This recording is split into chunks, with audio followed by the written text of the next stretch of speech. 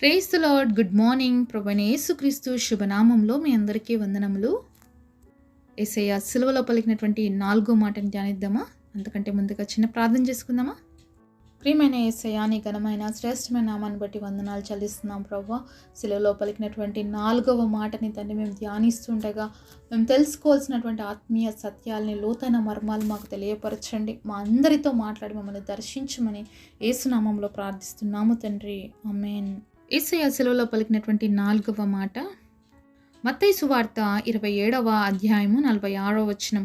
యేసు ఏలీ ఏలీ లామా సబక్తాని అని బిగ్గరగా కేక వేసెను. ఆ మాటకు నా దేవా నా దేవా నన్నెందుకు చేయి విడిచితివని అర్థము.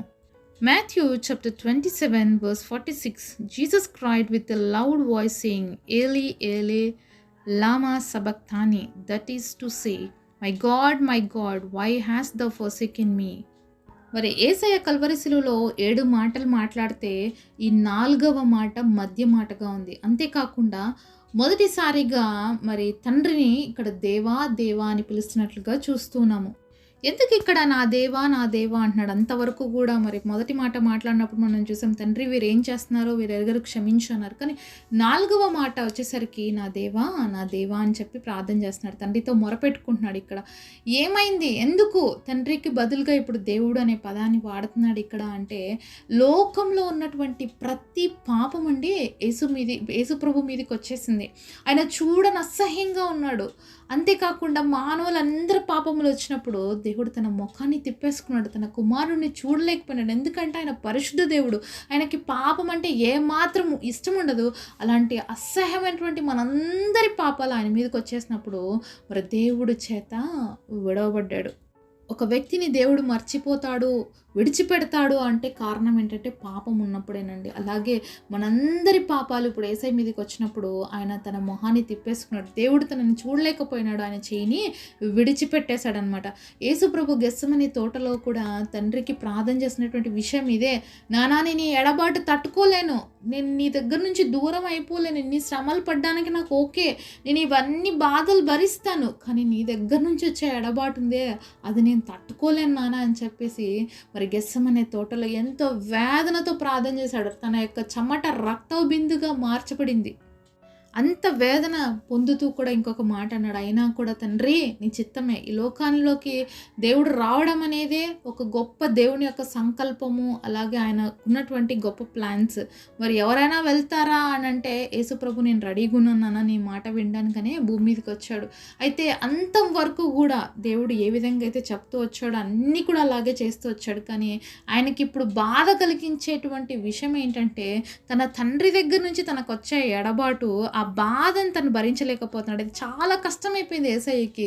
కాబట్టి ఎంతో మరి బిగ్గరగా కేక వేస్తూ ఉన్నాడు, అరుస్తూ ఉన్నాడు, దేవా నన్ను ఎందుకు నువ్వు చేయి విడిచిపెట్టావు అని.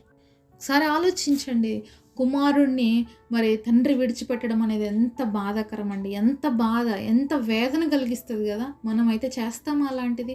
ఒకే ఒక కుమారుడు, ఏకైక కుమారుడు. మరి దేవుడు లోకమును ఎంతో ప్రేమించను, తన అద్వితీయ కుమారుడిని, ఏకైక కుమారుడిని మనందరి పాపాల కోసం బలి ఇచ్చేశాడని యోహాను సువార్త 3వ అధ్యాయం 16వ వచనంలో చూస్తాం. ఎంతగానో ప్రేమించినటువంటి తన కుమారుడిని మరి దేవుడి లోకంలోకి పంపించేశాడు. ఆయన శ్రమ పొందుతుంటే, ఆయన అవమానాలు పొందుతుంటే చూస్తూ సహిస్తూ కామ్గా ఉన్నాడు, మరి మౌనంగా చూస్తూ వచ్చాడు. కానీ ఎప్పుడైతే యేసు ప్రభు మీదికి లోక పాపం వచ్చేసిందో ఆయన చూడలేకపోయాడు అనమాట. తన కుమారుడిని విడిచిపెట్టాల్సిన పరిస్థితి వచ్చేసింది. ఒక చిన్న ఎగ్జాంపుల్ చెప్తానండి. మరి ఒక బోట్ ప్రయాణం చేస్తుందంట సముద్రంలో. అయితే ఆ క్యాప్టెన్ ఆ బోట్ని నడిపిస్తూ ఉన్నాడు. అలా సడన్ ఏమైపోయిందంటే ఆ యొక్క బోట్కి ఒక హోల్ పడిపోయింది, వాటర్ అన్ని లోపలికి వస్తున్నాయి. అప్పుడు క్యాప్టెన్కి ఇన్ఫర్మేషన్ పోయింది. అప్పుడు క్యాప్టెన్ వచ్చి చెక్ చేస్తే అక్కడ బోట్కి హోల్ పడిపోయింది కాబట్టి దాంట్లో నుంచి వాటర్ అనేది వస్తుంది. ఇంక ఇలానే వాటర్ వచ్చేస్తే ఆ బోట్ అనేది మునిగిపోతుంది. అప్పుడు ఏం చేయాలో అర్థం కావట్లేదు అనమాట ఆ సమయంలో. అప్పుడు క్యాప్టెన్ అంటున్నాడు, ఈ యొక్క హోల్కి ఎవరైనా అడ్డంగా వెళ్ళి పడుకోగలిగితే, ఈ హోల్ని మనం కవర్ చేయగలిగితే అప్పుడు మనం ఈ మనుషులందరినీ సేవ్ చేయొచ్చు. ఎవరు వెళ్తారంటే ఎవ్వరు కూడా ముందుకు రావట్లేదంట. అయితే అందులో నుంచి ఒక యవ్వనస్తుడు మాత్రము నేను వెళ్తానండి అని చెప్పాడంట. సరే అని చెప్పేసి వెళ్ళేసి ఆ హోల్‌కి అడ్డంగా పడుకున్నాడు. వాటర్ అనేది ఆ యొక్క బోట్‌లోకి ఎంటర్ అవ్వకుండా అడ్డంగా పడుకున్నాడనమాట. సో, కింద నుంచి ఆ వాటర్‌లో వెళ్తా ఉంది కదా బోట్. అక్కడి నుంచి వాటర్ కింద అన్నీ కూడా ఆ యొక్క యవ్వనస్తుడు కింద ఉండిపోయినాడు బోట్‌లో కింద. ఎంతో మరి గాయాలతో అలాగే ఎంతో ఇబ్బంది పడుతూ ఉన్నాడు.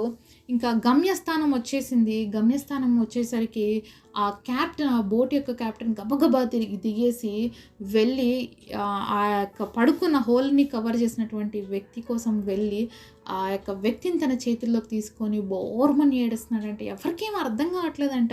ఎందుకు ఇతని కోసము ఈ కెప్టెన్ ఇంతగా ఏడుస్తున్నాడంటే తెలిసిన విషయం ఏందంటే, ఆ బిడ్డ ఎవరో కాదు, ఆ కెప్టెన్ యొక్క కొడుకు అనమాట. అతనికి ఉండేది ఒకే ఒక్క కొడుకు. కానీ ఆ ప్రజలందరూ రక్షించబడాలి. ఆ బోట్‌ని వాళ్ళ నాన్న నడుపుతున్నాడు.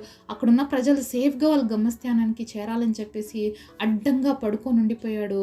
అలా ఉన్నప్పుడు అక్కడ కిందంతా కూడా వాటర్ కావచ్చు, ఆ మషీన్స్ కావచ్చు, లేకపోతే నదిలో ఆ యొక్క సముద్రంలోని చేపలు ఏవో కావచ్చు, తననంతా కూడా రప్చర్ చేసినాయి. ఎక్కడ కూడా గాయాలే, ఒళ్ళంతా కూడా గాయాలు. ఆ రక్తపు మడుగులో నా బిడ్డని తీసుకుపోయి ఆ తండ్రి ఎంతగా ఏడ్చాడంటే చాలా ఏడ్చాడండి. మరి కెప్టెన్ స్టోరీ వింటున్నప్పుడు మనకు బాధేసింది కదా! ఇదే జరిగిందండి ఆ రోజు యేసు ప్రభువు కూడా ఆ కల్వరి శిలువలో మరణించినప్పుడు తండ్రి కూడా ఎంతో వేదన చెందాడు. ఎందుకంటే తన దగ్గర నుంచి వచ్చిన ఎడబాటు కోసం. అంతే ఎంత శ్రమలు, ఎంత అవమానం తన కుమారుడు పొందుతున్నప్పటికీ ఆ ఓడ కెప్టెన్ ఏ విధంగా ఉన్నాడు, ఈరోజు మన జీవితాలకి కెప్టెన్‌గా దేవుడున్నాడు. మనల్ని సృష్టించిన సృష్టికర్త అయినటువంటి దేవుడు ఆయన గనుక మనల్ని చూసి లోకంలో మనం నశించిపోకూడదు, పాపంలో మనం కొట్టుకొని పోకూడదు, మరి నిత్య నరకాగ్నికి పోకూడదని చెప్పి తన ఏకైక కుమారుడిని మన కోసం అడ్డం పెట్టేశాడు. ఏ విధంగా ఆ కెప్టెన్ యొక్క కుమారుడు అడ్డంగా ఉండడం వల్ల ఆ బోట్‌లో ఉన్న ప్రతి ఒక్కరు రక్షించబడ్డారో, వాళ్ళకి ఎవ్వరికీ ఏ హాని జరగకుండా సురక్షితమైన ప్రాంతానికి చేర్చబడ్డారో, కానీ ఆ తండ్రి మాత్రం ఆ కుమారుడిని కోల్పోయాడు. అలాగే జరిగిందండి. అదే జరిగింది. యేసు ప్రభు చేసిన త్యాగము నీ కోసం, నా కోసం ఎంతో గొప్పది. ఇంకా నీకు అర్థం కాకపోతే నిజంగా ఒక్కసారి ఈ స్టోరీని ఆలోచించండి. మరొక కెప్టెన్ కుమారుడు తన తండ్రి నడుపుతున్న ఆ పడవని, ఆ బోట్‌ని కాపాడుకోవడానికి తన ప్రాణాన్ని ఇచ్చినప్పుడు, సృష్టికర్త అయినటువంటి దేవుడు ఈ సృష్టిలో ఉన్న ప్రతి మానవుని కాపాడాలనుకున్నప్పుడు తన కుమారుడు కూడా ఇదే త్యాగం చేశాడు. మానవ జాతిని పాపం నుంచి విముక్తి చేశాడు. నిత్య రాజ్యానికి వారసులుగా చేశాడు.